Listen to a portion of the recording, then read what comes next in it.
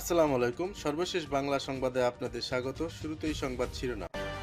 শেখ হাসিনাকে দেশে এনে বিচারের মুখোমুখি করার দাবি কর্নেল ওলির। আয়নাঘরের ভয়ঙ্কর বর্ণনা দিলেন ৫ বছর পর ফিরে আসা মাইকেল চাকমা। থাকছে বিস্তারিত প্রতিবেদন। এতক্ষণ শিরোনাম শুনছিলেন, এবার বিস্তারিত। প্রিয় দর্শক, আপনি যদি এই চ্যানেলে নতুন হয়ে থাকেন, ভিডিওটি দেখতে দেখতে চ্যানেলটি সাবস্ক্রাইব করে আমাদের সঙ্গেই থাকুন।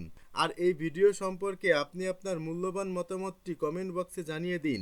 আর হ্যাঁ প্রিয় দর্শক, জানিয়ে দিন ভিডিওটি কোথা থেকে দেখছেন। শেখ হাসিনাকে দেশে এনে বিচারের মুখোমুখি করার দাবি কর্নেল ওলির। শেখ হাসিনাকে ভারত থেকে এনে বিচারের মুখোমুখি করার দাবি জানিয়েছেন লিবারেল ডেমোক্রেটিক পার্টির সভাপতি কর্নেল ওলি আহমদ। সেই সাথে আওয়ামী লীগের স্বৈরাচারী আইন বাতিল এবং প্রধানমন্ত্রী ও রাষ্ট্রপতির ক্ষমতায় ভারসাম্য আনার দাবি জানান তিনি। মগবাজারে এলডিপির এক সংবাদ সম্মেলনে এমন মন্তব্য করেন তিনি। এ সময় ওলি আহমেদ বলেন, শেখ হাসিনা এবং তার মন্ত্রী এমপি সহ গণহত্যার সাথে জড়িতদের আন্তর্জাতিক অপরাধ আদালতে বিচারের মুখোমুখি করতে হবে। আওয়ামী লীগ এবং অঙ্গ সংগঠনকে সন্ত্রাসী গোষ্ঠী হিসেবে নিষিদ্ধ করার দাবিও জানান তিনি। দুদক, পিএসসি, ইসি সহ সব সাংবিধানিক প্রতিষ্ঠানগুলোকে রাজনীতি মুক্ত করার দাবি জানিয়ে বলেন, র্যাব ও পুলিশের মতো আইন শৃঙ্খলা বাহিনীগুলোর কাজের সীমা ঠিক করে দিতে হবে। সেই সাথে যেসব কর্মকর্তা পদত্যাগ করেছে বা অবসরে গিয়েছেন, তাদের দুর্নীতির বিরুদ্ধে খোঁজ নেওয়ার তাগিদও দেন তিনি। ২০১৯ সালের ৯ এপ্রিল থেকে নিখোঁজ ছিলেন বাংলাদেশের পার্বত্য চট্টগ্রাম কেন্দ্রীয় একটি রাজনৈতিক দল ইউপিডিএফ এর সংগঠক মাইকেল চাকমা। ঢাকার শ্যামলী থেকে সাদা পোশাকে তুলে নিয়ে যাওয়া হয়েছিল। ৫ বছরেরও বেশি সময় ধরে তাকে গোপন বন্দিশালায় আটকে রাখা হয়েছিল, যেটি আয়নাঘর নামে অনেকের কাছে পরিচিত। কথিত আয়নাঘরে বন্দি থাকার পর ৬ আগস্ট তাকে চট্টগ্রামের একটি সড়কের ধারে চোখ বেঁধে ছেড়ে দেওয়া হয়। বন্দিদশা থেকে ফিরে জানতে পারেন পুত্রশোক বুকে নিয়ে তার বৃদ্ধ পিতা মারা গেছেন। মাইকেল চাকমা আর জীবিত নেই ধরে নিয়ে রীতি মেনে তার শেষকৃত্য করেছে পরিবার। বিবিসিকে দেয়া একান্ত সাক্ষাৎকারে গোপন বন্দিশালায় কাটানো দিনগুলোর অভিজ্ঞতা জানিয়েছেন মাইকেল চাকমা। ছেড়ে দেওয়ার আগে চোখ বেঁধে গাড়িতে তুলে নিয়ে যাওয়া রাতটিকে জীবনের অন্তিম সময় হিসেবে ভেবে নিয়েছিলেন মাইকেল চাকমা। বিবিসিকে তিনি বলেন, শেষ রাতে তাকে গাড়িতে নেওয়ার সময় কিছুটা আলগা করে চোখে কাপড় বাঁধা ছিল, যেটি এক পর্যায়ে গাড়ির সিটে ঘষে ঘষে কিছুটা নামাতে সক্ষম হন এবং আজানের পর কিছুটা আলোর দেখা পান। ২০১৯ সালের পর ৬ আগস্ট ২০২৪ সালে প্রথম দিনের আলোর দেখা পান মাইকেল চাকমা। তবে তাকে যে এদিন ছেড়ে দেওয়া হবে সেটি কল্পনাও করেননি। ভাবছিলাম যে আমাকে কোথাও নিয়ে গিয়ে আজকের রাতে মেরে ফেলবে। দীর্ঘদিন পর ফিরে এসে মাইকেল চাকমা বলছেন, তার জীবনের এই প্রায় ৫.৫ বছর যারা শেষ করে দিয়েছে তাদের বিচার করতে হবে এবং রাষ্ট্রীয় বাহিনী এর সঙ্গে জড়িত ছিল বলেই তার অভিযোগ।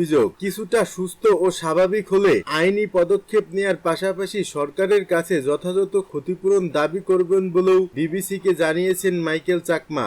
মাইকেল চাকমা জানান, গত প্রায় ৫.৫ বছর ধরে কয়েকটি গোপন কারাগারে তাকে রাখা হয়েছে।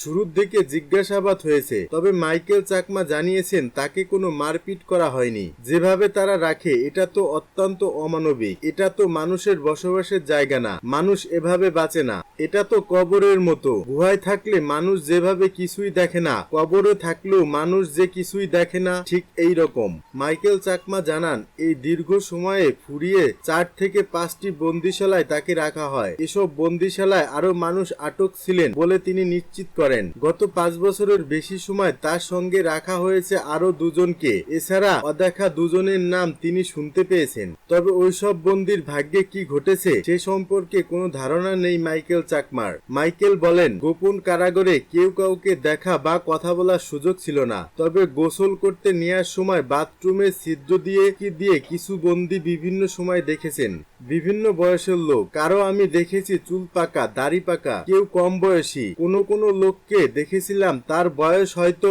50 থেকে 45 এরকম হবে, কোনো লোক দেখেছি 60-এর উপরে হবে, কেউ একদম ইয়াং। মাইকেল চাকমার সঙ্গে 2 দফায় দুজন বন্দীকে একসাথে রাখা হয়েছিল। অত্যন্ত গোপনে কথা বলে তাদের পরিচয় জানতে পারলেন মাইকেল। এছাড়া আরো একজনের নাম শুনতে পারেন যিনি পাশের রুমে বন্দী ছিলেন। একসাথে যাদের সঙ্গে ছিলেন তার মধ্যে একজনের নাম সাইদুল, আর একজন এরশাদ।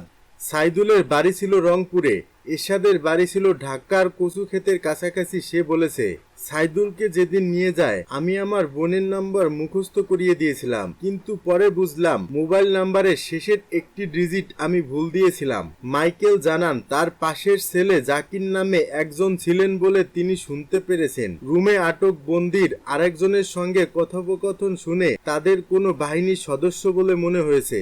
ফিসফিস করে বলতো, আমি জাকির, আমি জাকির। আমার কাছে বারবার জানতে চেয়েছে শরীফকে তুমি চেনো কিনা। যিনি এক বলেছিলেন অপরজনের নাম শুনিনি, তাকে স্যার ডাকতো জাকির। জাকির তাকে বলেছে আমাদের সম্ভাব্য কোর্ট মার্শাল হবে। জাকিরকে একবার পিটিয়েছে, মারধর করেছে। জাকির ওখান থেকে এসে বলেছে আমাকে অনেক আজকে মারধর করছে।